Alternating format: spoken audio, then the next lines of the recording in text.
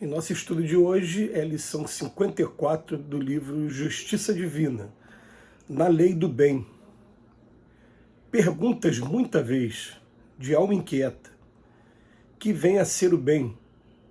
Tão diversas surgem as interpretações ao redor do bem por toda parte. Entendamos, contudo, que o bem genuíno será sempre o bem que possamos prestar na obra do bem aos outros. Colheste pedradas na construção a que te dedicas, no entanto, compadece-te da mão que te ultraja, interpretando-lhe os golpes por sintomas de enfermidade. Ouviste frases insultuosas em torno do teu nome e registras a agressão por loucura daqueles que as pronunciam, sem alterar-te no auxílio a eles.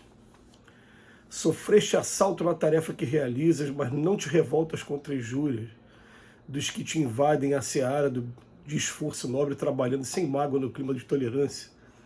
Podes falar com toda razão a palavra acusadora contra o adversário que te feriu, contudo reconheces a ofensa por crise de ignorância e nem de leve te afastas da desculpa irrestrita. Tens bastante merecimento para destaque e te ocultas na atividade silenciosa sem fugir à cooperação junto daqueles que te dirigem. Conservas a possibilidade de reter o melhor quinhão de vantagens e não te lembras disso, ofertando o melhor de ti mesmo aos que te comungam a experiência. O bem é a luz que se expande na medida do serviço de cada um ao bem de todos, com o esquecimento de todo o mal. Sem afetação de santidade, ajudemos o próximo a fim de que o próximo aprenda a ajudar-se. Sem cartaz de virtude, ouvidemos as faltas alheias, reconhecendo que poderiam ser nossas diante das fraquezas que carregamos ainda. Recorda que se há espíritos transviados ou injustos em decúbito moral pelo caminho, são eles tão necessitados de parcela do teu amor, quanto os famintos a quem dás espontaneamente um prato de pão. A felicidade real nasce invariavelmente daquela felicidade com que tornamos alguém feliz. Façamos assim aos outros o que desejamos que nos façam eles, na convicção de que, se cuidamos da lei do bem, a lei do bem cuidará de nós também. Eu vou convidar hoje a gente a fazer uma reflexão em torno do seguinte tema.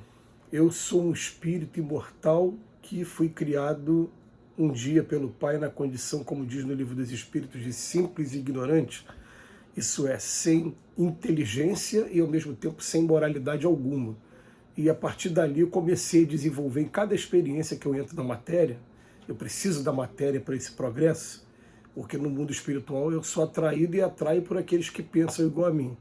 Eu não teria esse incentivo. Quando eu venho para cá, para a matéria, eu fico preso e entregue a uma determinada prova, um gênero de prova, ou até mesmo expiação aqui nesse mundo, que vão me fazer progredir.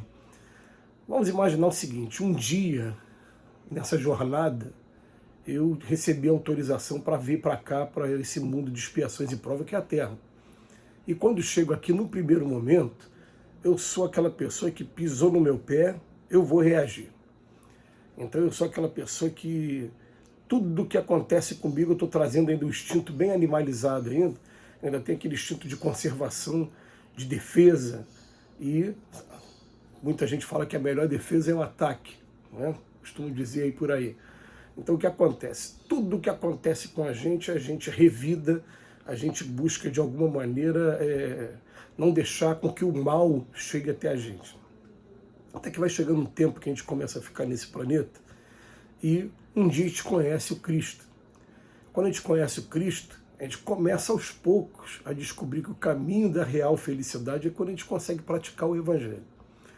Quando a gente consegue trazer o Evangelho para os nossos exemplos. E quando a gente começa a trazer para os nossos exemplos, a gente vai esbarrar com alguns conceitos do tipo perdoar não 7, mas 70 vezes, vezes 7, amar até os inimigos.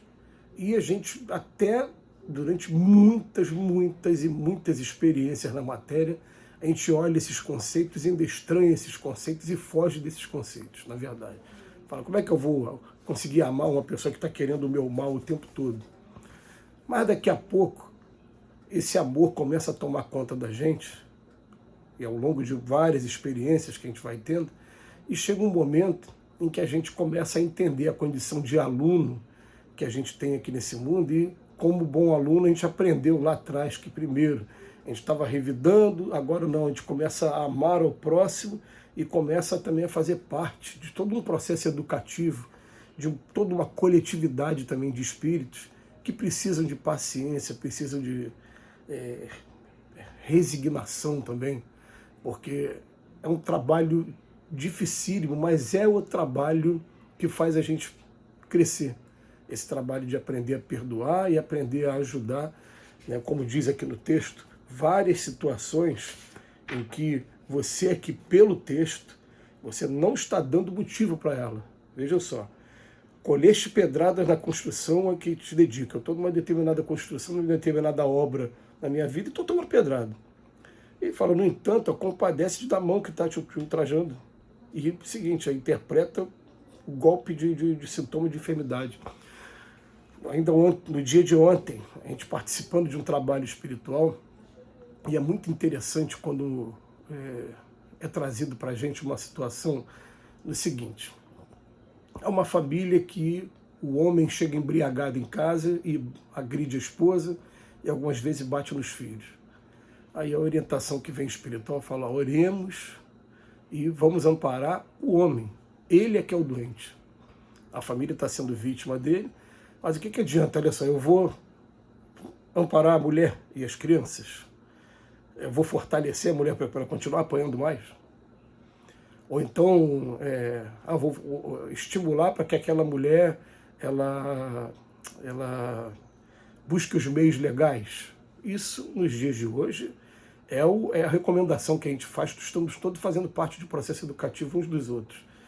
Mas a gente precisa se dar conta também que algumas vezes essas mulheres, elas são verdadeiras mártires, né? Elas amam aquele espírito e aceitam estar convivendo com aquele espírito, sofrendo ali as consequências para poder ajudar o espírito mesmo.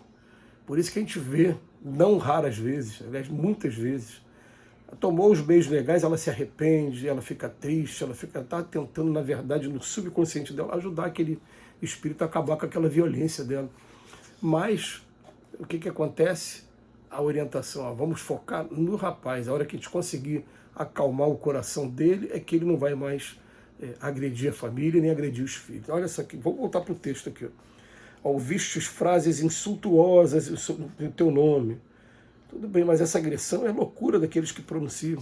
A pessoa está te agredindo. Aí depois, na tarefa que eu estou realizando, eu estou sendo assaltado. Não te revolte contra a injúria dos que te invadem, né? E continua trabalhando sem mágoa, no clima de tolerância. É porque é difícil, a gente, né, reage muito, né? Depois pode falar com razão a palavra acusadora contra o adversário que te feriu, tudo bem. Porque a gente também não, a gente está aqui colaborando um com o progresso do outro. Também não vou ficar calado. Mas, contudo, reconhece a ofensa por crise de ignorância. Então, eu vou falar do rapaz que me assaltou, mas ao mesmo tempo que eu vou falar assim, coitado, ele não sabe o que ele está fazendo. É a crise dele de ignorância.